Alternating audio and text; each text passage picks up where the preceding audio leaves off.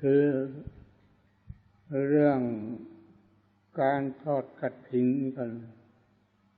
ซึ่งเรามักเห็นกันแต่เราไม่เข้าใจ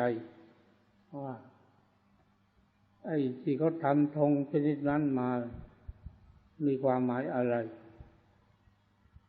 ทำธงจระเข้ที่ทอดกฐินที่เรามาจากภาคกลางฝั่งโน้นแล้วก็มีธงจระเข้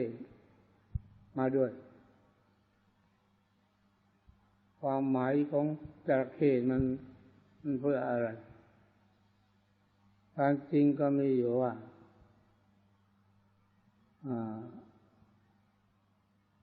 เขาทายกทายิกาผู้มีศรัทธานำผ้ากฐินมาทอดที่วัด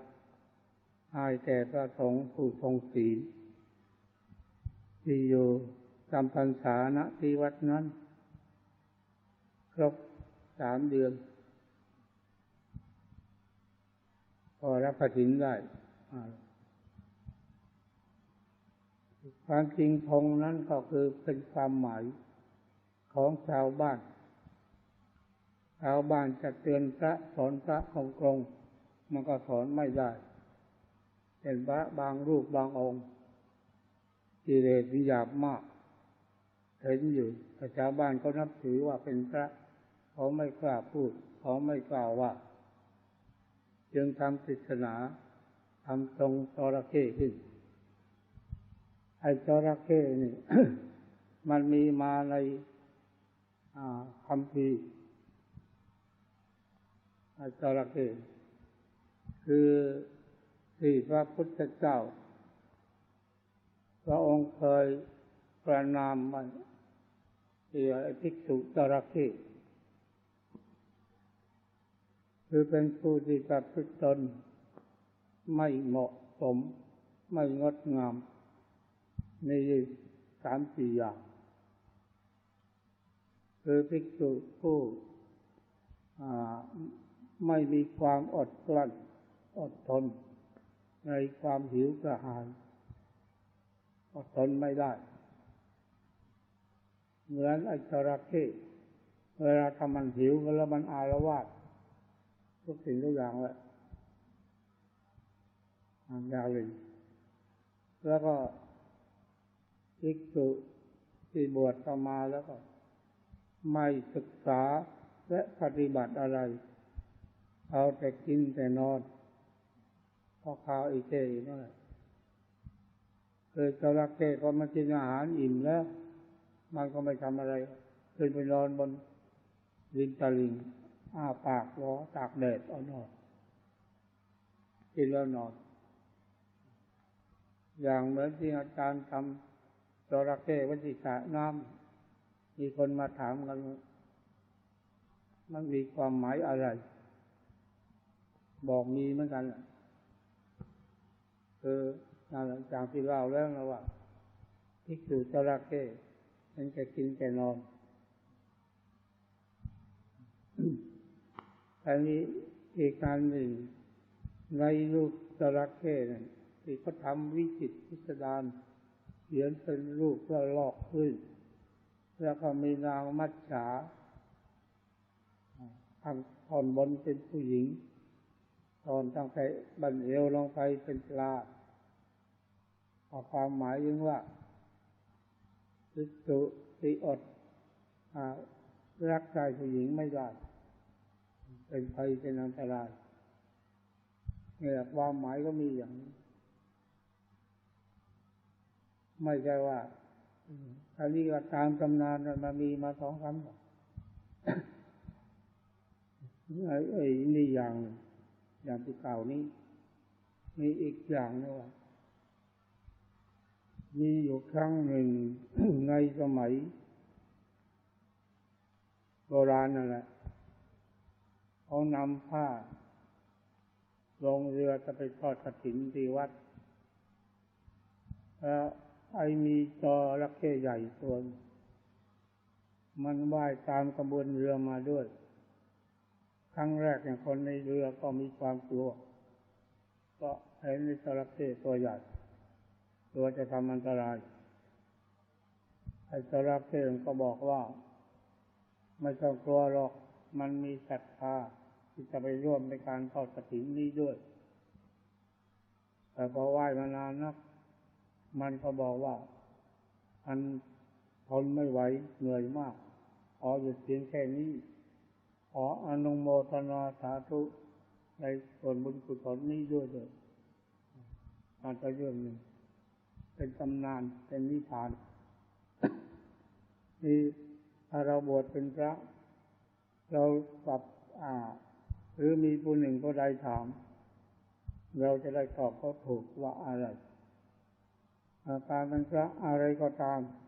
ที่เกี่ยวกับพระพุทธศาสนาขนบธรรมเนียมประเพณีเราจะต้องเรียนรู้ทั้งนั้นว่ามันมาจากอะไรหมายความว่าอะไรเราต้องเรียนรู้เพราะขึ้นชื่อว่าพระภิกษุสงฆ์นั้นเป็นผู้สอนประชาชนอันเป็นการให้ธรรมเป็นทานถ้าตนไม่มีความรู้กว้างๆไปสอนประชาชนผิดๆซึ่งเราไม่รู้แต่ก็นึกคิดเอาเองไม่มีเหตุไม่มีผลไม่มีหลักฐานว่าจึงกล่าวคำเท็จสอนเขาตกลงว่าการแสดงธรรมเพื่อลงนรกแสดงธรรมแบบนั้นอะไรก็ตามที่เรารู้เองได้ไม่จริงเราก็ต้องรู้ด้วยหลักจากตำรับตำราจากพระไตรปิฎกเราต้องเข้าใจ เราต้องนึกเสมอว่าการที่เราจะตอบแทนบุญคุณของผู้ให้ทายทานแก่เรานั้นเราก็ไม่มีวัตถุอื่นใดที่จะให้เขาได้ไม่จะมีของแลกเปลี่ยนเขาให้อาหารให้ปัจจัยสี่มาให้เรามีชีวิตอยู่ได้เราจะตอบแทนเขาด้วยวัตถุใดๆนั้นไม่มีนอกจากว่าเราให้ทำเป็นทานเท่านั้นการที่เราให้เขาได้บุญกุศลก็ด้วยความประพฤติดีประพฤติชอบของเราเมื่อเราประพฤติดีประพฤติชอบเราก็เป็นผู้สร้างบุญขึ้นมาได้กับตนเมื่อสร้างบุญขึ้นมาได้กับตนแล้วเขาทำทานกับเราก็ให้พรเขาได้กรวดน้ำแบ่งส่วนกุศลไปให้เขาได้ให้จัดตัวไปได้เพราะเราสร้างบุญในตัวเราในจิตเรามีอยู่มันจึงให้ได้นี่เป็นหลักสำคัญถ้าหากว่าเราเป็นผู้เรียนแล้วก็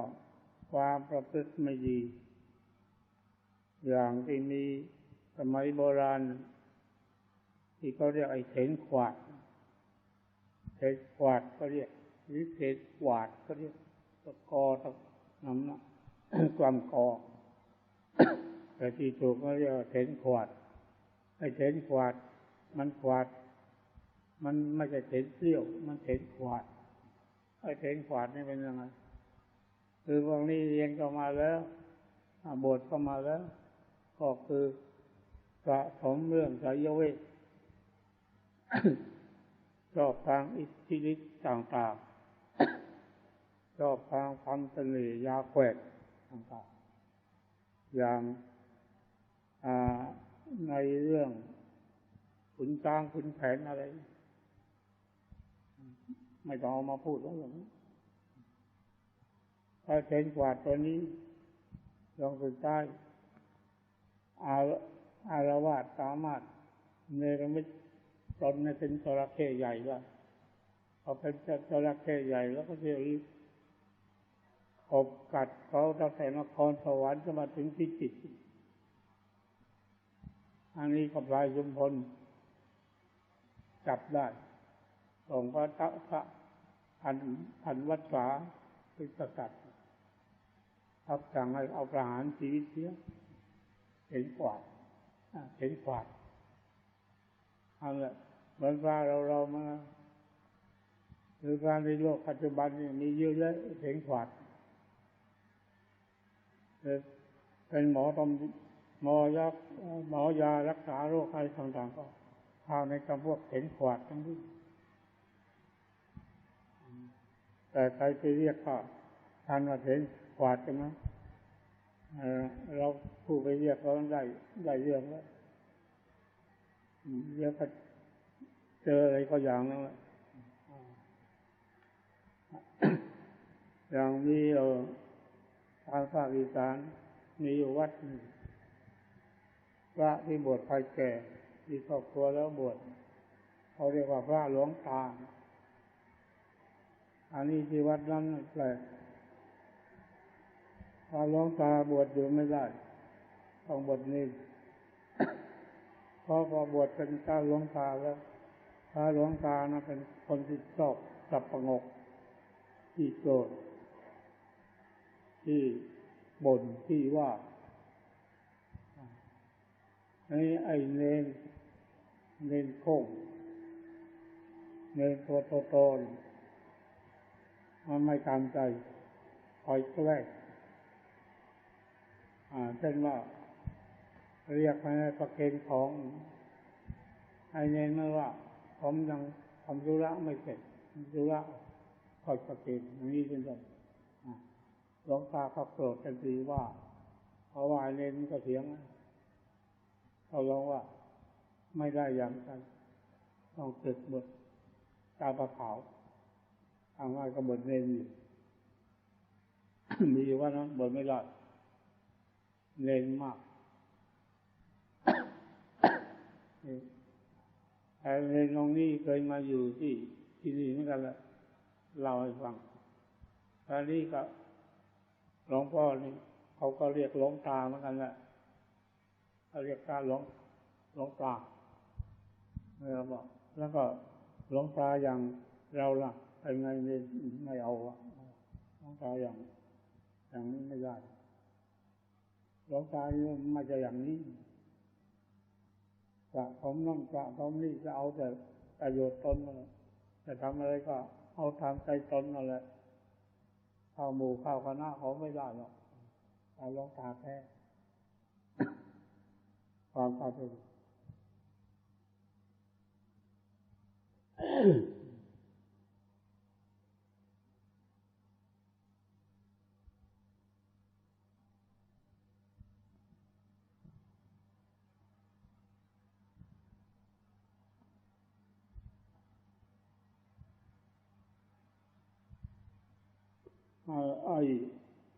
ที่อาจารย์กำลังปั้นให้ปั้นเสือตัวหนึ่งสิงโตตัวหนึ่งยังปั้นอีก2 ตัวกับสิงใหญ่กับสิงเกลียวกับตัวแรกอีกตัวไอ้โลกเขาเรียกพวกยุ่งนักพวกคนบ้านคนเมืองคนความสงบสุขความรู้มากเก่งมากเขาโลกเขาเรียกว่าไอ้พวกเสือสิงกับสิงใหญ่อันนี้เราเอามาเข้าวัดเสือสิงใหญ่ความหมายมีที่ทำอะไรกันบางคนก็อาจจะไม่รู้อย่างที่ให้เขียนรูปของปั้นหล่อรูปของขึ้นเขียนเราเอาไปติดไว้หน้าห้องสมุดบางคนอาจจะยังไม่รู้ว่ามันหมายความว่ามีความหมายก็ไม่ได้ทำบอกเราว่าให้สวยได้งามคือเราต้องอ่านเรื่องในดีกาเปล่าเรื่องพญาหงส์ทองมีในห้องสมุดนี่เมื่อครั้งอดีตชาติที่พระพุทธเจ้าอเนกชาติไปเกิดพญาหงส์ทองมีบริวารหมื่นคุ้มครองบริวารแล้วก็มีลูกศิษย์มือขวาตัวหนึ่งเรียกว่ารักใคร่เป็นสหายด้วยแล้วก็เป็นลูกศิษย์ด้วยปกครองหมู่ของทั้งหมดเป็นพญาพวกของทองแล้วทั้งหลายจะไปหากินที่หนองน้ำไหนบึงไหนพญาของทองจะต้องเป็นผู้ดูแล รับผิดชอบไม่มีภัยอันตรายเกิดขึ้นทั้งสิ้นเป็นเจ้าแห่งปัญญาเป็นผู้มีปัญญาจนกระทั่งครั้งหนึ่งไปหามีนายพรานมาเห็นพญาหงส์ทองต้องไปหากินบอกไปกราบทูลกษัตริย์ก็มาตรัสว่าพบพญาหงส์ทองสวยงามมากทั้งตัวมันฝ่ายกษัตริย์ก็อยากจะได้พญาหงส์ทองสั่งให้นายพรานไปดักมาถวายให้ได้นายพรานก็พยายามแล้วพยายามอีกดักแล้วไม่ติดแต่ทีนี้ก็คิดคนมาอยากให้มาได้ต้องเอาอะไรล่อของตัวเมียหรืออะไรไอ้พญาหงส์ทองก็เดินไปพาบริวารลงไปหากินก็ติดแล้วนายพรานดึงเท่าไหร่ก็ไม่หลุดฝ่ายบริวารก็ล้อมพญาหงส์ทองก็ย้ายบริวารหนีไปอย่าอยู่เลยตัวยอมตายตัวเดียวพอฝ่ายติดมือขวาไม่ยอมไปกับบริวารหนีไปหมดยอมอยู่คู่กับพญาหงส์ทองให้นายพรานจับตัวไปด้วยนายพรานก็จับตัวไปเอาไว้กษัตริย์ให้ถึงกษัตริย์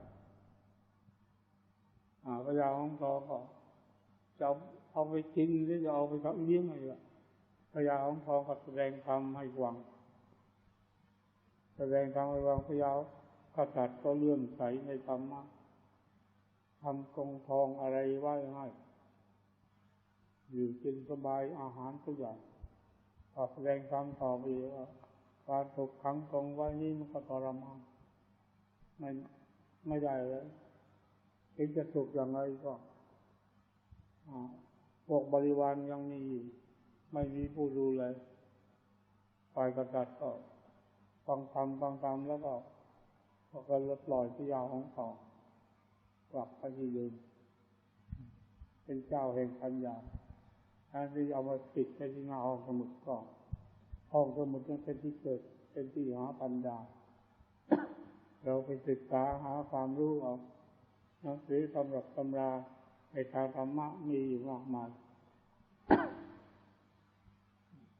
แต่ว่าทัศนคติของท่านอาจารย์นั้นไม่ได้นะท่านอาจารย์ของหลวงพ่อท่านว่าอ่านหนังสือมันเป็นสัญญามันทำให้จิตสัญญาหลวงพ่อก็เคยโต้แย้งกันว่าถ้าเราไม่รู้หลักปริยัติเราจะปฏิบัติจะตรงได้อย่างไรนะครับท่านก็ตอบไม่ได้เพราะว่ามันเป็นเองเนี่ยเห็นว่าโพธิปักษ์ทั้งหมด7 หมวดนี่ถ้าเราเรียนจำตัวปริยัติไม่ได้ท่านว่าให้ปฏิบัติก็ได้โพธิปักษ์มาเกิดขึ้นเองเราก็ถามว่าถ้ามันเกิดขึ้นมาเราจะรู้ได้อย่างไรรู้ไม่ได้ในส่วนอาจารย์นั้นไปอ่านปริยัติมาบอกว่าที่มีบทหนึ่งทำทั้งหลายนี้เราทำให้มีให้เป็นขึ้นแล้วทำในธรรมนั้นมันเกิดขึ้นเองเช่นที่เราจะทำฌานไม่ใช่เรานั่งเฉยๆให้มันเป็นฌานได้เราต้องทำให้มีให้เป็นด้วยบริกรรมภาวนากรรมฐานเมื่อจิตของเรายึดกรรมฐานได้ฌานก็เกิดขึ้นไอ้ตัวกรรมฐานเป็นธรรมตัวธรรมที่เราทำให้มีให้เป็นแล้วเมื่อฌานเกิดขึ้นฌานที่เกิดขึ้นนั่นแหละเรียกว่าธรรมในธรรมทำให้มีให้เป็นธรรมต้นเกสาโลมาเมื่อเกสาโลมาชำนาญแล้วมันเกิดขึ้นคือกายยกกายสั่นกายกรขนลุกขนพองตัวยาวตัวใหญ่ตัวเล็กอะไรเหล่านี้มัน เป็นปีตินั่นคือธรรมในธรรมที่เกิดขึ้นให้เข้าเช่นเดียวกันโพธิปักขิยธรรมหมวดอิทธิบาทสี่ที่เราเอามาเจริญภาวนาด้วยก็เพื่อทำให้ให้อิทธิบาทสี่มันเป็นขึ้นเมื่อเราภาวนาฉันทะวิริยะจิตตะวิมังสาอยู่ในครั้งแรกก็ยังไม่เป็นเราชำนาญเราคล่องดีแล้วมันจะเกิดอิทธิขึ้นกายเราเหาะเหินเดินอากาศขึ้นไปอยู่บนเมฆอยู่เทียมเมฆอยู่เสมอเมฆจนเห็นฤาษีเห็นเทพยดาทั้งหลายเหาะผ่านหน้าเราไปอย่างนั้นหมายความว่าทำไม่ทำเกิดขึ้นแล้วคือมีชีวิตไอ้ฉันทะวิริยะที่เราต้องเรียกว่าเราทำให้มีให้เป็นที่เราเจริญนั่นคือที่เราท่องหรือว่าเราท